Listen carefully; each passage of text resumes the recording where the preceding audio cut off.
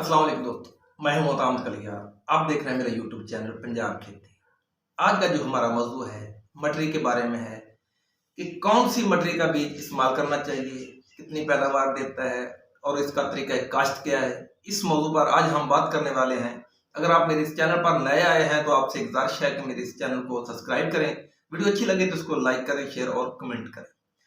दोस्तों, हाईलाइट का जो मटरी का बीज है क्लाइमिक्स, बड़ा ज़बरदस्त बीज है। 1 एकड़ में ये 18 से 20 किलो डाला जाता है और इसके जो बीजने का जो काश्त करने का जो तरीकाकार है वो 3 तरह का है। पहले नंबर पर तो आप इसको चोपे के जरिए काश्त कर सकते हैं, दूसरे नंबर पर छट्टा कर सकते हैं और तीसरे नंबर पर आप छट्टा करने के बाद भी खेल बना सकते हैं। ये तीनों तरीकों पर अगर आप ये मटरी का बीज काश्त करते हैं तो आप ज्यादा से ज्यादा पैदावार ले सकते हैं। अब बात करते हैं कि इसको खाद कितनी चाहिए। जिस वक्त आपने जमीन अच्छी तरह तैयार कर ली है उसके बाद काश्त के वक्त आपको चाहिए कि 1 बोरी डीएपी और 1 बोरी पोटाश की फी एकड़ के हिसाब से डाल देनी चाहिए। और इसका जो वक्त काश्त है वो आपको बताता चलूं कि ये लेट काश्त भी कामयाब है, दरमियाने वक्त में जो सही वक्त इसका होता है उसमें भी कामयाब है और अगेती काश्त भी इसकी कामयाब है। यानी कि ये अगर आप 1 से लेके 30 दिसंबर तक इसको काश्त करते हैं तो ये बड़ी बेहतर पैदावार दे सकती है।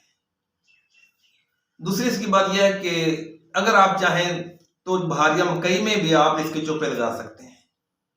अगर आप इसको चोपे लगाना चाहते हैं, खेले निकाले और खेले निकालने के बाद अगर आप चोपा लगाना चाहते हैं तो आपको चाहिए कि 4 से 5 बीज फी चोपे में होने चाहिए।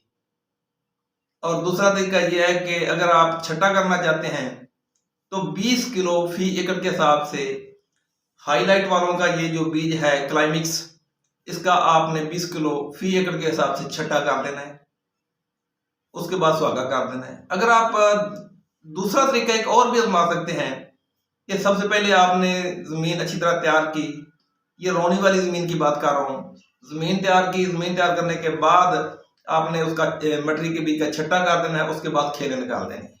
ये तरीका भी बड़ा जबरदस्त है और कारआमद है। दूसरी बात यह है कि ये जो मटरी है ये 80 से 85 दिन में पककर तैयार हो जाती है और इसका जो रिजल्ट है, इसका जो पैदावार है, ये तकरीबन 200 से लेके 250 तक ये जो खाद वाले तोड़े होते हैं ये 1 एकड़ से निकलते हैं। सबसे बड़ी बात इसकी ये है कि आम मटरी के मुकाबले में इसके जो मटरी के दाने हैं ये ज्यादा हैं। एक फली में 9 से 11 दाने होते हैं जिनका वजन भी ठीक ठाक होता है। यानी कि आम बीज के मुकाबले में इसका बीज का जो दाना है वो सेहतमंद और मोटा होता है। लेकिन याद रखें कि सेहतमंद और मोटा उस वक्त होगा जब आप 1 बोरी डीएपी और 1 बोरी पोटाश की काश्त के वक्त डालेंगे। अगर जरूरत पड़े तो नाइट्रोजनी खाद 1 तोड़ा आप डाल सकते हैं, वैसे तो जरूरत पड़ेगी नहीं। दूसरी इसकी बात यह है कि ये मार्च के महीने में पककर तैयार हो जाती है, जबकि आम सब्जी उस वक्त मुयस्सर नहीं होती। सबसे अच्छी बात तो इसकी ये है कि इसका जो वजन है वो बहुत ज्यादा होता है। जब आप इसको मार्केट में लेके जाते हैं, फली मोटी होती है, दाने मोटे होते हैं तो आपको रेट ज्यादा मिलता है। इसलिए अगर आप ये जो मटरी का बीज है क्लाइमिक्स हाईलाइट वालों का, इसको आप अगेती काश्त में काश्त करें, दरमियानी में करें या पिछेती काश्त में करें तो ये किसानों के लिए तकरीबन ये लेट वाला या अगेती वाला सिस्टम खत्म कर देती है, क्योंकि ये हर वक्त के लिए ये मौजू है। उम्मीद करता हूं कि आपको मेरी ये वीडियो अच्छी लगी होगी। वीडियो अच्छी लगे तो इसको लाइक करना, शेयर और कमेंट करना।